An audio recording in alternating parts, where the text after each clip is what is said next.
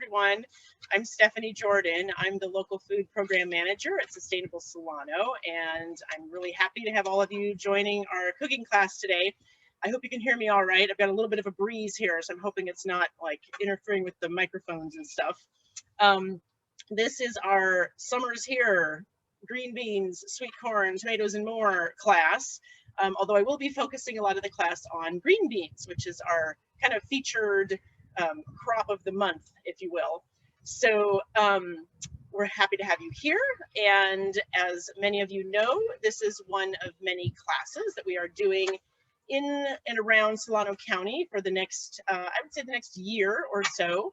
And the point is to raise awareness of a lot of the local food that's grown here in Solano County by our local farmers. We are focusing a lot on what's called specialty crops, which are fruit, vegetables, nuts, and herbs. So a lot of our recipes will be very plant-based if you continue on and attend our classes. And so this is also part of Sustainable Solano's larger vision to create a more robust and resilient local food system here in Solano County.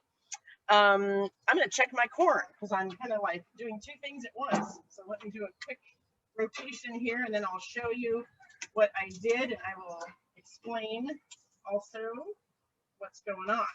So this is going to take a few minutes, and it's a hot day here in Solano County today. So I thought I'd get started on this. That way we can move in fairly quickly. So as I mentioned, this is kind of the focus of a lot of these classes is about the local food in a lot of our local farming areas. Solano County has actually some kind of named and designated agricultural areas, and we talk a lot about those in the classes. But I also want to acknowledge and honor the indigenous people who have stewarded the land that we call home here for many, many generations. The unceded territory of California is actually home to nearly 200 tribal nations. And Allison is going to share a link in the chat, and we encourage you to check it out and learn more about where you live if you're joining us from somewhere else.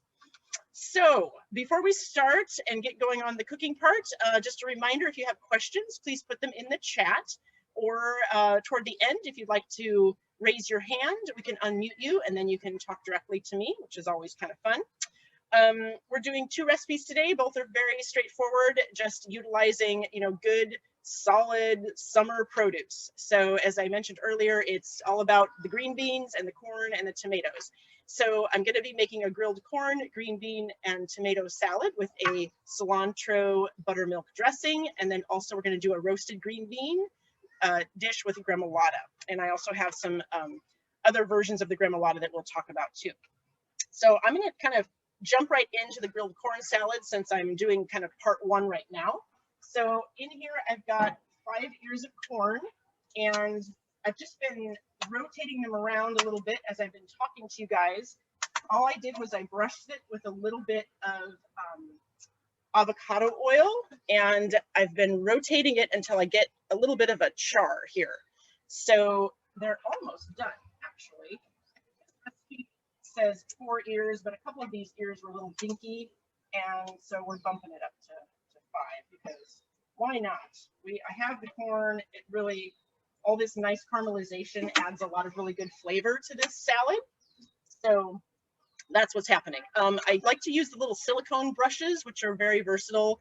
I use them like every week for brushing olive oil on my veggies. They also withstand high heat. So if you're, brushing onto like, if you need to brush your grill down before you put something on like fish or something that might be sticky, if I've grilled tomatoes before, so it's always good to kind of brush a little oil onto your grill. You can also use a paper towel that's been like dipped a little bit in oil, and then you hold the paper towel with your tongs and then rub that over your grill grates just to kind of help your product to not stick to the grates.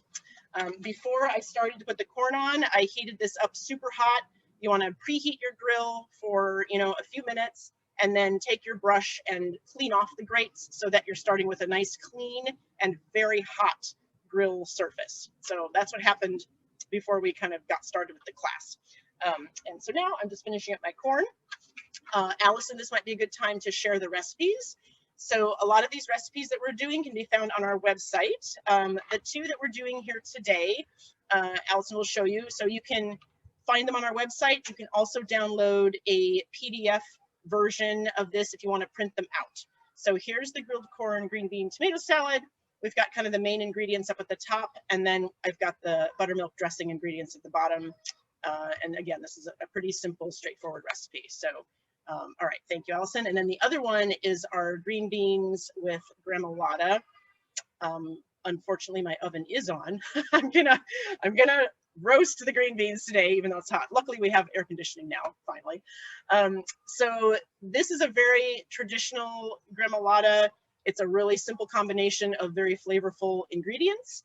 And then at the bottom of this recipe, I have a few extra versions, which you can try out. There's some additions, there's some variations. So try a few different, ideas. It's essentially an herb, some kind of citrus, zest, and some garlic. And then from there, you can take it a few different directions. So, all right, thank you, Allison. Let me do one final check on the corn, and then I think we might be ready to go inside. So, yeah, that one looks good. So, let's check. More rotating around. I have a fairly new grill, so we're trying to figure out, where are the hot spots. I think all grills have hot spots. I have not met one yet that cooks super evenly all across all the grates. So we're about there. But this one is done. So I have kind of a uniform caramelization on my cob. So I'm going to pull that one out. And, I used avocado oil. You can definitely do olive oil. Just keep in mind that the heat is going to, break down that oil. So something that can withstand higher temperatures is good. And if you do use olive oil, don't bother to use a nice expensive olive oil. You can just do one of those olive oil blends from the grocery store. Works fine for this application. You could do a canola, you could do a grapeseed, something kind of neutral would be good. All right, so I'm going to pull these off. This guy is definitely done. And that one looks pretty good too. All right, so let me turn this off.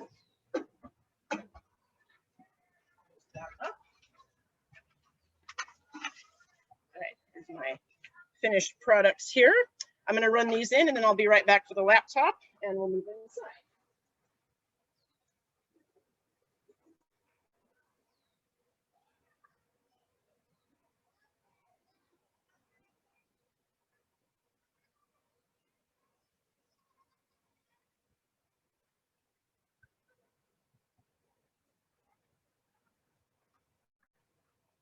Right.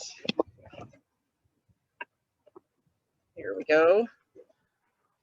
Let's hope my camera stays. I think I just did something. I think I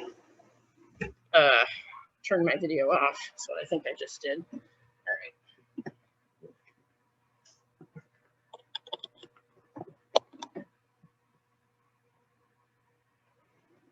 Okay, there I am. This is always a game to see how I get this set up. Usually this is all preset before we get going with these guys. Okay. I'm going to turn my fan off so it's not quite so loud in here. All right. Is my head cut off? Oh, yeah, kind of.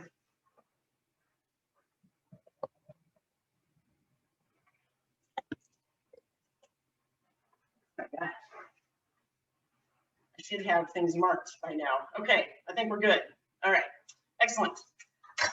All right, so my corn is essentially done for now. I'm going to let it sit over here. One quick thing I wanted to show you though is if you want to put your green beans on the grill instead of turning on your oven, this type of grill pan works great for things like beans that can easily fall through the grates. So it's just a perforated pan, goes on your grill. I would pre-oil the beans in a big giant bowl and then salt and pepper and then dump them on here. And then it could go on the grill. So that's for the, instead of roasting like we're going to do later. For the corn salad recipe, however, I'm going to blanch and shock the green beans is what it's called. So here's my 1 pound of beans. I've trimmed most of them, and I'm just going to finish up the remaining ones. Here. So in terms of the trimming, I kind of like to do a certain method for this where we're going to line up the stem end. So you're going to kind of train your eye to look for the little stems coming off of the beans. And I'm going to put those, let's see, bridge it that way. I'm going to put these on the right. So I'm just going to kind of quickly look through my beans that need trimming yet. And I'm going to line them up so that the stems go to the right. There we go.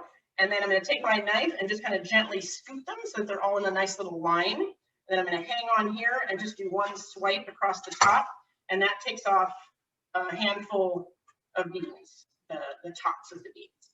Okay, so all the rest of them I have already trimmed, so that was fast, right? So turn my burner back on. This should be pretty hot, so I'm going to give it a minute to come up to a boil. The other main ingredient in here are the tomatoes. So the original recipe calls for cherry tomatoes, which I did not have, but I had a lot of very beautiful heirloom organic tomatoes from my CSA box of all these kind of fun, funky little shapes and sizes. This one's kind of pretty. So I just chopped those up. You know, this is a very colorful salad. And so if you have cherries, use cherries. If you have this kind of tomato, by all means, do this. If they're super juicy, you might want to kind of shove the some of the seeds out. But otherwise, you know, it's all fair game. So I'm just going to add a couple more little tomatoes and get this up to approximately my, you know, pint or so. You know, this is not really rocket science. So we can kind of eyeball it here. Another thing that you could do with this salad, which I kind of thought about the other day, was instead of chopping, you know, the beans or cutting them in half and doing you know, cherry tomatoes, is you could actually do some really pretty slices of the heirlooms, especially when we get really nice colorful tomatoes like yellow ones and the green zebras and that sort of thing. And you could just kind of lay them out kind of as a composed salad, and then do maybe, you know, your pile of charred corn or even just a piece of your corn, and just let people kind of have at it, you know, and use their fork and use their hands to kind of eat it up. So it doesn't have to be, you know, you can kind of present it in a couple different ways. Let's see, I'm going to use this other little one here. It's kind of a maroon-ish color of the tomato. All right. Juice out. And that's just to kind of keep my salad from getting super watery, because these are really juicy tomatoes. All right, so there's my pile of tomatoes. And I'm just gonna, this method back here that I'm doing on the stove top, it's kind of called by Big Pot Blanching. And I believe that that term was put forth by, oh my gosh, Thomas Keller, French Laundry chef. So the idea of Big Pot Blanching is that you do have quite a bit of water in your big pot, and you add a generous amount of salt. And you might think that it's really more water than what you need. Okay, but you want to make sure that your vegetables really have a lot of space to move around in the boiling water. So I'm going to get this up to a rolling boil. And Stephanie, your audio is cutting in and out a little bit when you're back there, so I don't. Okay. Yeah. Some problem with the audio? Okay, thanks. Is it better if I'm just standing here? When you're here, it's very clear. It's just it was going in and out a little back by the pot. So. Okay.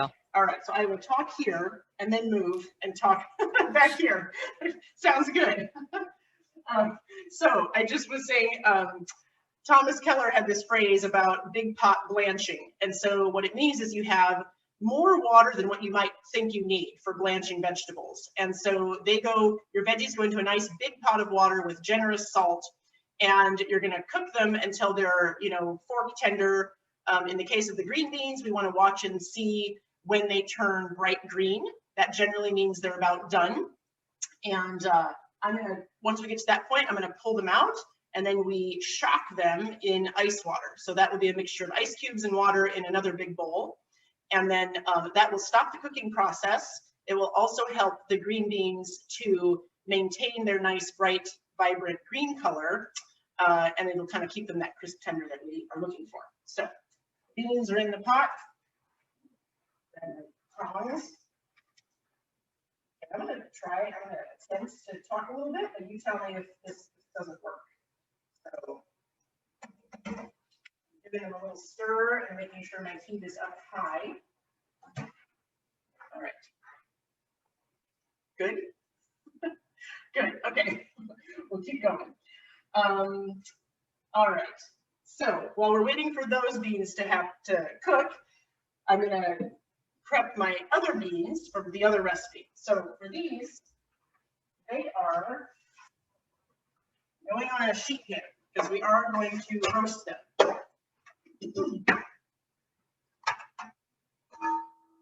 All right, so here's the sheet pan. And I'm going to add a little, couple of kind of non-traditional ingredients here. I'm going to put in, well, the olive oil is pretty standard, but we're going to do a little olive oil, roughly a tablespoon. And then I'm going to do a couple pinches of sugar. And what this is going to do is help a little bit with the caramelization. It's going to help with the browning, because what we want to happen with these beans is we want the starches as they cook to kind of convert back into sugars, and then they'll be nice and sweet when we eat them. All right, and then I have a little salt and pepper also in here. Some sprinkles of that. Okay, then I like to do this. Kind of toss it around in my bowl. I want all the beans to get some olive oil on them. I'm going to add just a tad extra, just a little bit. Okay. That looks good. So they're nice and shiny. Everything's covered. We put them on here. We want to attempt to get them in as much of a single layer as possible so that they have some space and they don't get too crowded. That's more important on the roast, on the second stage of it. So the phase one on the roasting is we're going to cover this with foil, and it's actually going to start by steaming a little bit. And then about 8 minutes or so into it, we're going to take the foil off and finish it by dry heat roasting.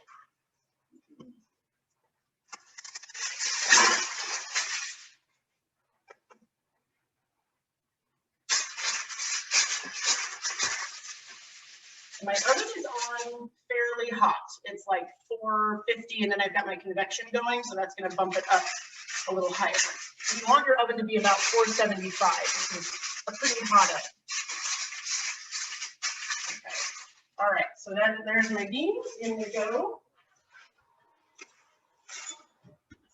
Okay, keep my eye on the time here. So right after, according to my clock. All right, I'm going to check my boiling beans.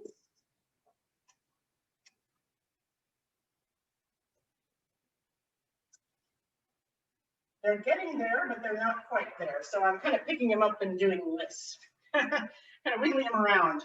So they're getting there, but they're still a little stiff. All right. So what I'm going to go ahead and do now, it's going to be loud. I'm going to go ahead and prep my bowl of ice water for the shocking part of the green beans. Bear with me here. I don't want to pull the ice too early.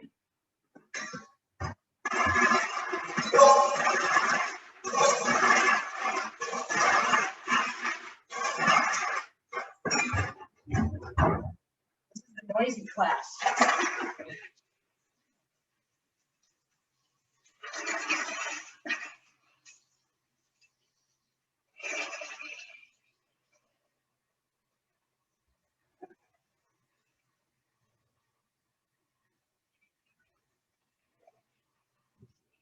All right, so that's on standby over there, waiting for our boiling beans, our shocking water. So for the corn green bean salad, you could definitely prepare your green beans like any of these ways. I do prefer the boiling that we're doing because if I put the oil on the beans and then roast it, what's going to happen is that my buttermilk dressing will have a harder time kind of soaking in and applying to the beans because they already have a nice little coating of oil on them. So for this purpose, where you're adding like a dressing of some sort, I do like the blanching and shocking, and you can kind of leave them out a little bit to dry off a tad if you want. But for the other one where we just are, we want flavor, we're roasting, we're going to add a little bit of this, flavorful Gremolata. By all means, try the grilling, again with some oil, or the roasting like we're doing in the oven. So, all right, I think my boiling beans are probably about there. So I'm going to add a couple. Really, in my opinion, the best way to test is just to kind of give it a little slice and taste. So my knife is going through them pretty easily. And I can bite down. So these are still a little bit crisp, which is perfect. A little bit like crisp tender, and then they have a little bit of crunch because I don't want them super mushy. Okay, so I'm just going to pull these out. Keep moving my tongs around. Here they are.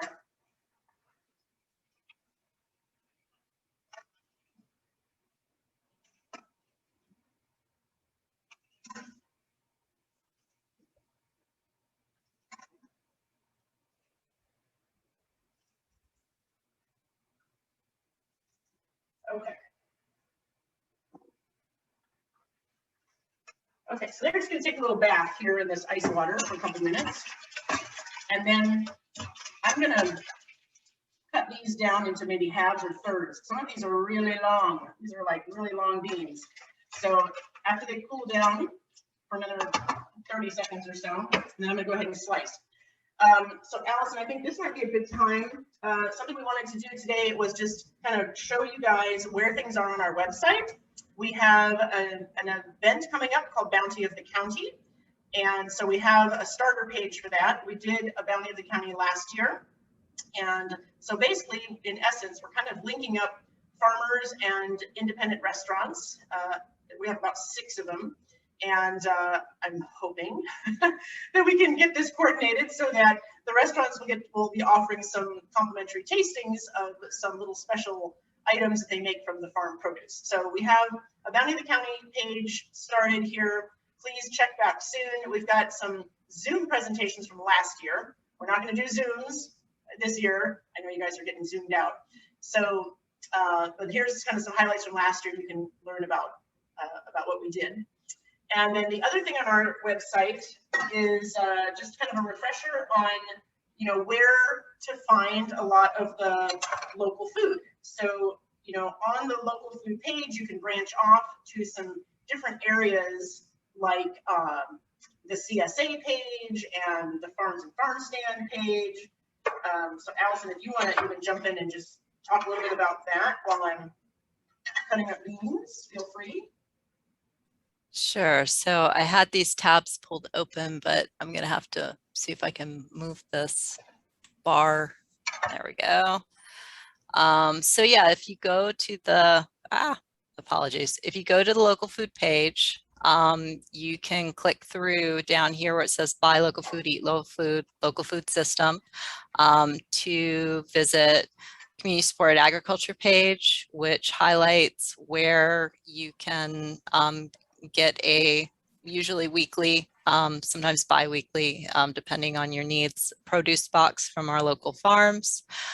We also have our local foods happening page, where you can find links to event pages for the different farms and wineries in the area, as well as our map, which gives you a chance to, pull up where all the farm stands are, or look for where the farmers markets are in the county. And you can select or unselect these so that you can pull those up. And then of course, tonight, we've got the cooking class. So we've got all our cooking classes on that page. And sorry, I had a recipe I was pulling up there. And then we've got our recipe pages, where our recipe page where you can click through to all of the recipes. And if there is a class video that goes along with it, then that is going to be at the bottom of the recipe page. So I can stop sharing now. Awesome. Thank you, Allison. Yeah, there are more recipes. There's a couple more I can think of that have some corn and some green beans on the website too. So yeah, check it out. Thank you. All right, so my beans are now kind of cut down into roughly thirds, and I've got my tomatoes, and I want to kind of show you guys a little hack for printing the corn. So here's my corn hot off the grill. You know, oftentimes you cut this and it just kind of scatters all over the place on your cutting board. So here's a trick with a bundt pan. So I have my bundt pan here and I set my corn here and I shave this down. I'm gonna kind of stand on my tippy toes. And then the bundt pan will catch all the kernels and make this a little more efficient so that you're not trying to collect corn all over the place or get it off your floor, et cetera, et cetera. So, by the way, if anybody knows people with chickens, chickens love the corn cobs. So I'm going to save these for chickens down the road. All right. So, get the rest of these done. And then I will go back and check the other beans. They have maybe another minute, and then we'll take the foil off of there.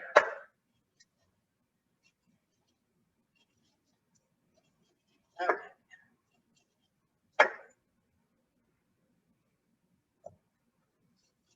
So, Allison, are there any questions so far that I could answer while I'm finishing up the corn?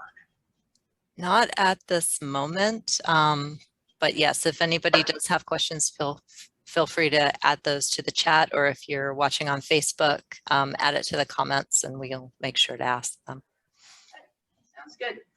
So I grew up in Nebraska, and my dad and my uncle, of course, had like corn and soybeans everywhere, but my dad also grew popcorn for a little while. And so I don't know if anybody's seen, you know, popcorn basically grows on a cob just like this sweet corn does.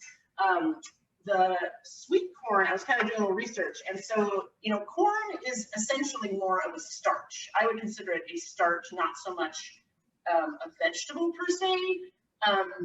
You know, it kind of goes in that category with like potatoes, which are kind of a vegetable, but really for nutritional purposes, your body really treats it more like a starch. And so I was reading that popcorn itself is pretty high in minerals, but sweet corn actually has a little more vitamins in it. So just an odd little factoid about the corn and the popcorn. And of course there is fiber too, that's in both kinds of corn. All right, let's check the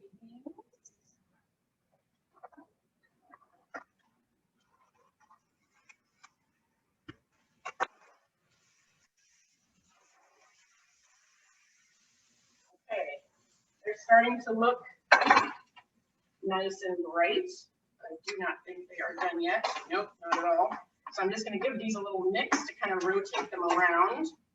They are starting to brown on the bottom just because my oven is like super hot. So I'm going to put these back in, and then we're going to finish with the roasting process with the foil off. So that can kind of help with that caramelization. All right. Okay, so I think while that's finishing up, I'm just going to do the gremolata, and then we'll go back to the corn salad and bring all that together. So the gremolata is, as I mentioned earlier, typically 3 ingredients. It is some kind of an herb, some kind of a citrus zest. Typically it's parsley, lemon, and garlic. And it's used a lot on like a braised meat to kind of add more flavor or brighten the flavor, because we have all this citrus going on here. In the case of our beans, it is going to kind of help elevate the flavor of the veggies too. I like to put gremolata on all kinds of stuff. I think it goes great on fish. I would put this on potatoes. You can even put it on like some eggs for breakfast. So right now, I just want to get my parsley ready to go. I'm putting it in a big bowl with some water. This is how I wash all my lettuce and all my herbs. I kind of slosh it around in here, and the dirt and grit will sink to the bottom, and the leaves will float. I'm going to skim the leaves off. I already did this process with my cilantro that's going into the corn salad. So here it is in the salad spinner. Pull that out. Trade here.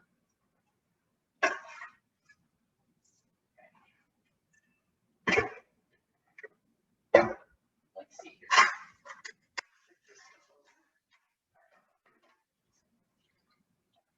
Here's my parsley. Just transfer it from the water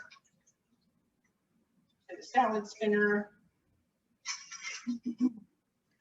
And then we'll give it a little whirl.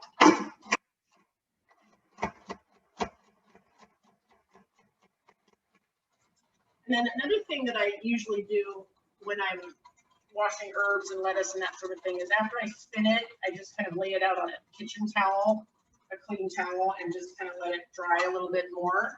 And again, it's just in the case of like a salad or something, you know, you want the dressing to really cling to your leaves if you're doing a lettuce or spinach or whatever.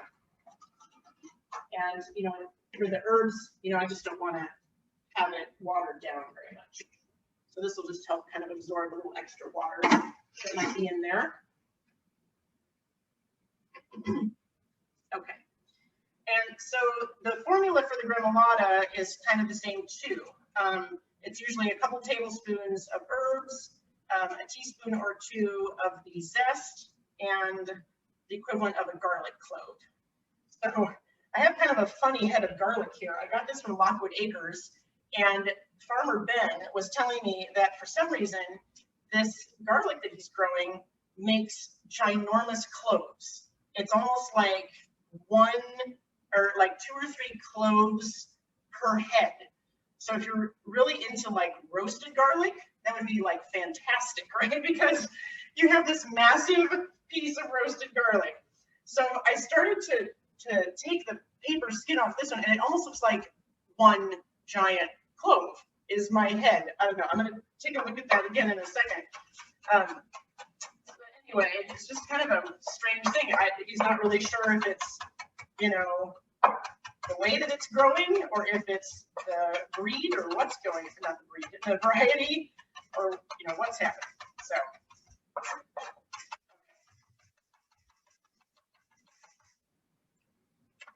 There's my parsley.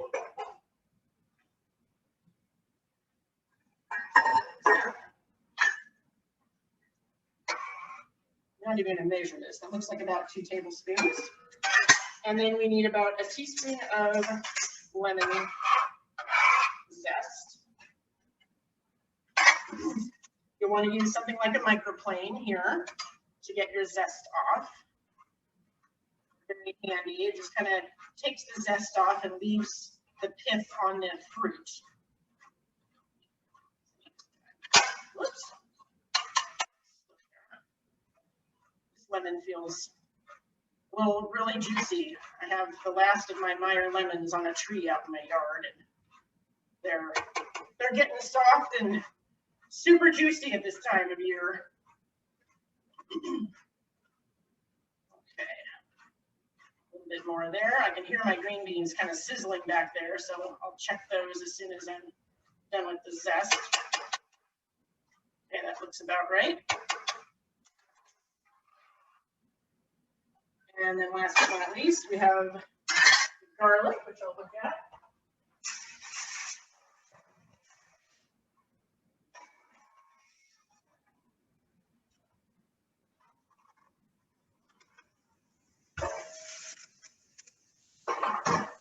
Oh yeah, this looks good.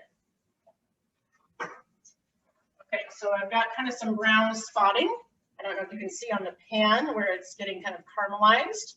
So that's a good sign. And I'm just going to kind of poke at it with my knife here. Okay, feels like it's getting a little bit soft. Let me take a couple onto the board. And give it a little slice and see how it is. Okay, I think it might be ready.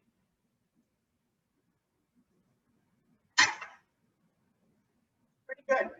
Hot. I'm going to throw it in just for another minute.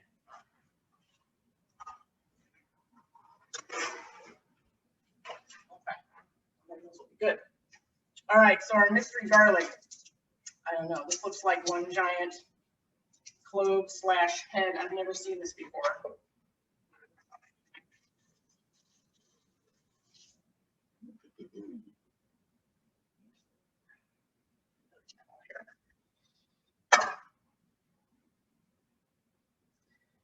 I guess I'm just gonna kind of cut off a little section of it as if I had a clove. That's crazy. It's like one giant clove of garlic. Well, garlic's yummy. Love it. You can find Ben Lyons from Lockwood Acres at the Vacaville Farmers Market on Saturday mornings, and he also has a CSA. I believe the farm pickup for the CSA is on Tuesday afternoons. So there's more on that on our website, or you can check out his website too, lockwoodacres.com. So, Allison, can you hear me okay? Okay. Yes. All right. Good. Okay, so you have a couple options for the garlic. You could just kind of mince it up if you want larger. I mean, you do want to mince it. We're not doing large pieces of garlic here, but this is, you know, you want to get to tiny, fine minced. Another thing you could do from here is turn it into a little bit of a garlic paste. So you want to sprinkle some kosher salt on top. We grab the beans out, and then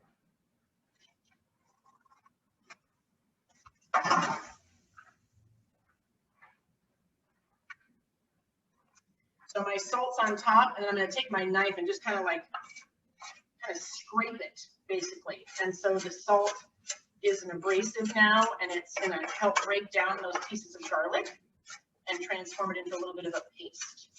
And then that'll go in with my herbs and lemon.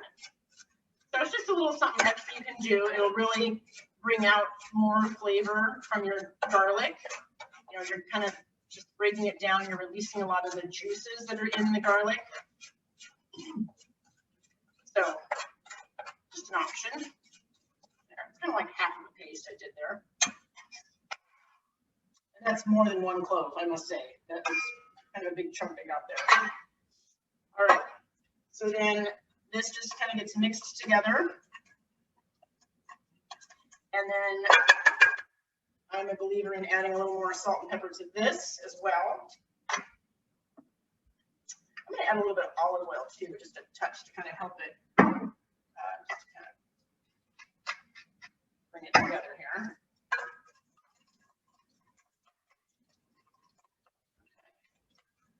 So some other variations on the Gremolata. I listed some on the recipe. So a couple more things you could do is add some nuts to this. You could chop up some pistachios. I think pine nuts would be excellent with this. Toasted pine nuts would be a favorite. Depending on what your main ingredient is, almonds might also be a good option. You know, it's almost like we're going toward the direction of a pesto, but not quite, because we're not adding all that oil and making it into like a full-blown paste. So, you know, this is kind of just meant to like sprinkle on top of your food. Another one on the list that I put on there was an orange mint Gremolata. So again, you've got mint as your herb, the orange is your citrus, and then you've got the garlic. Cilantro lime is another one. That would be really good on kind of some like, I think some spiced potatoes or something would be really excellent with that. So, you know, again, cilantro, lime zest, garlic. There was one that I came across too, but I didn't put on the list. I think it was tarragon and lemon. So that would be good. I think that'd be great on asparagus. So just some other combinations, you know, feel free to experiment. And, you know, the ratios are kind of standard where it's a couple tablespoons of the herbs and then a teaspoon of your zest and a garlic clove. But if you want more citrus, just add more zest. You know, this is where you can kind of get creative and experiment and do your own thing there. So, all right, so that's my Gremolata. I'm gonna go ahead and kind of pick up the beans, the roasted beans.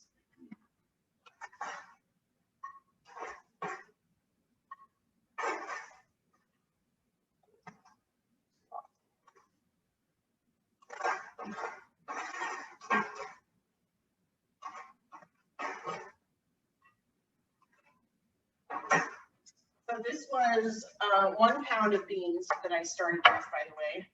And so I would just kind of go across the top here like this.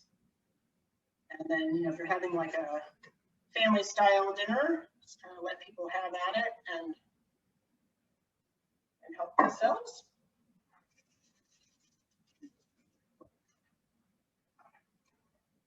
All right, so there's there's the beans.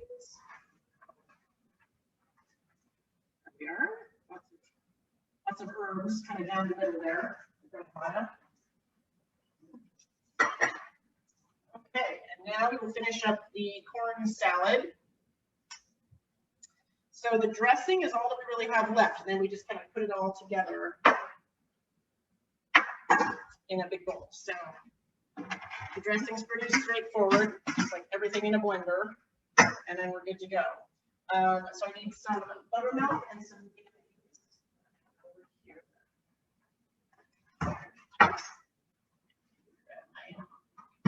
Measuring cup assortment here.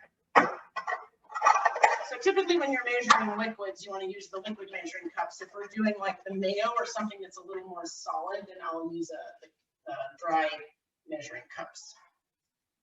So, and this is going to make a little more than what we need, definitely, but I'm just going to make a full batch. This dressing is good on lots of different things. You can put it on even just a standard, you know, salad with lettuce, cucumbers, tomatoes, you know, that sort of thing.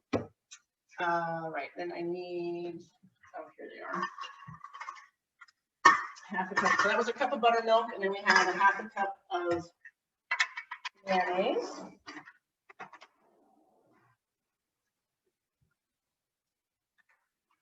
And then I have, for kind of the flavor, there is a jalapeno in here too. So this can be a little spicy or not, depending on how you want to handle that. All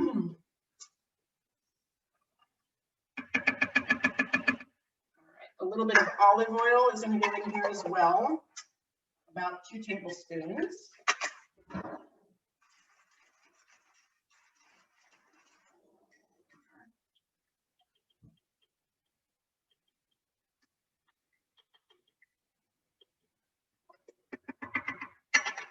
Okay, next is lime juice, about a tablespoon of lime juice. Roll my lime.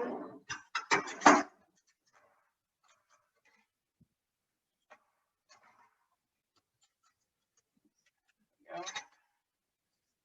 Right in there. Oh, I thought that lime would be a little more juicy. No, let's go to the other half.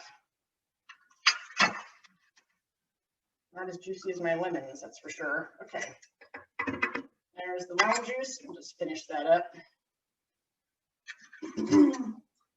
My mysterious garlic. Again, equivalent of a clove. I'm just going to hack a chunk off of that. I am going to pre-chop this down just a little bit to break it down. I have a pretty good blender, but it just kind of helps move the process along if you slice it up a bit. All right, there's the garlic, and then I have a jalapeno. So if you like spicy, you want to keep the seeds and the membranes in. This is a pretty large jalapeno, so I might just take half of it. I'm going to take my seeds and membranes out because I hopefully have some children eating this salad later, so they're not super into really spicy. I love spicy, but they do not. So remember, think about who your audience is, basically. All right, I'm going to chop that down just a little bit. In that goes. And then we've got some cilantro. So I'm going to put a little bit into the dressing, and I'm also going to use some in the actual salad itself when we put it all together. So for the dressing, I'm not going to bother taking off stems. They have a lot of flavor. I'm just going to kind of rough chop this a little bit. You know, just a couple tablespoons worth or so. And stick it in. And I think that's it, except for the salt and pepper. So grind that in. Yeah. A couple big pinches of salt. We can always add more later once we put it all together. All right, and we're off.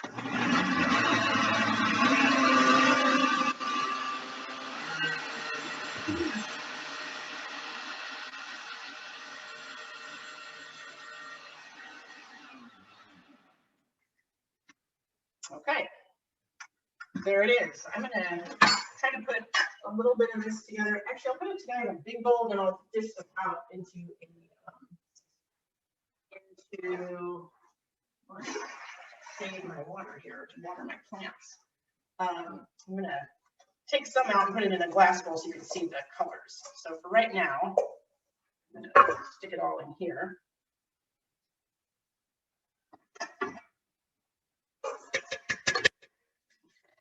Corn, nicely collected by the front hand. My beans, I did slip a little paper towel in here, and it's kind of been soaking up some of the extra water while we were doing the other things. And then the tomatoes and the dressing. All right, toss.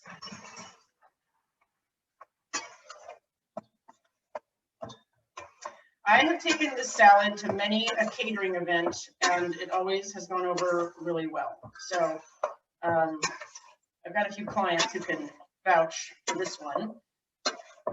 Okay, now I'm going to add a little extra cilantro chopped up, which would be kind of the leaf part. So, you know, again, you could just do some sprigs on top if you were kind of plating this up like a little first course salad, and then you could use your cilantro like a garnish, or we could just, you know, chop it up, combine it, put it all in. Or as I was mentioning earlier, you could do it kind of more like a composed thing where you keep all your elements a little bit more separate and then just kind of drizzle the dressing all over the top of it and make people work a little more for their food. So I'm not going to cut this up too much because I want to leave my leaves a little bit big. Okay. And I'm trying to think this way. I think I'm going to put this in.